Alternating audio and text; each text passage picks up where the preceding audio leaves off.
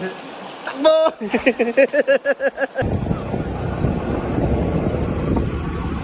Marami kayo, marami ko. Banderitas. Ah?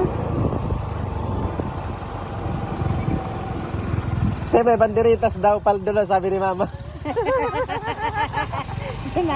Nasa rin manak, may patron na na kayo, may banderitas. Paldo ko na paldo. So ayun guys, for today's video, adi kita na sulpan. Adi ta sulpanan matuginaw pod ko na akon mother nga naparang kadto nakaraan. Hindi na akon mother na mahusay ho. Wash out tayo, wash out. Adi kita na sulpan mga karigyo kita.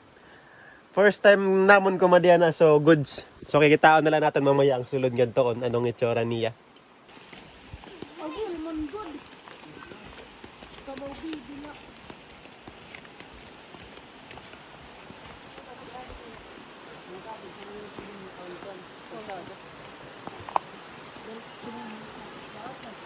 Ay pa, tingnan biyahe.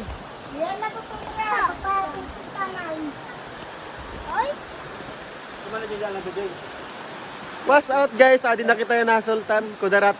Choy!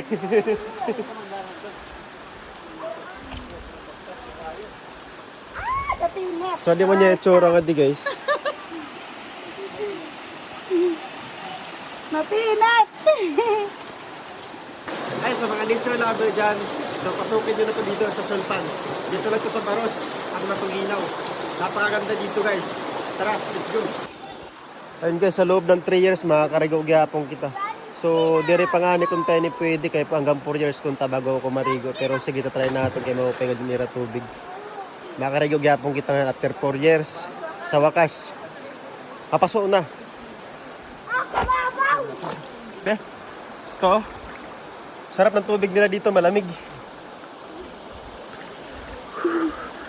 Sarap. Masarap ang tubig, masarap, malamig.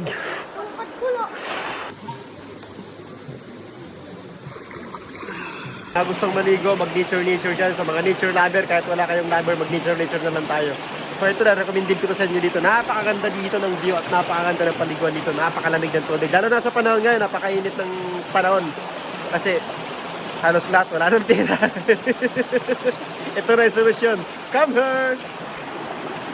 So yun mga kaspay, katapos lang natin, no? So solid yapon pagka din natin dito sa may sulpan. And then, sa mga gusto mag-nature, sa mga nature lover dyan, sa mga gusto maligo. Goods dito, goods. 100% recommended. Salamat. Salamat at aray ko. First time ko makakade sa may sulpan. Okay naman. Medyo nahihilo nga lang ng konti. Nakagasolina.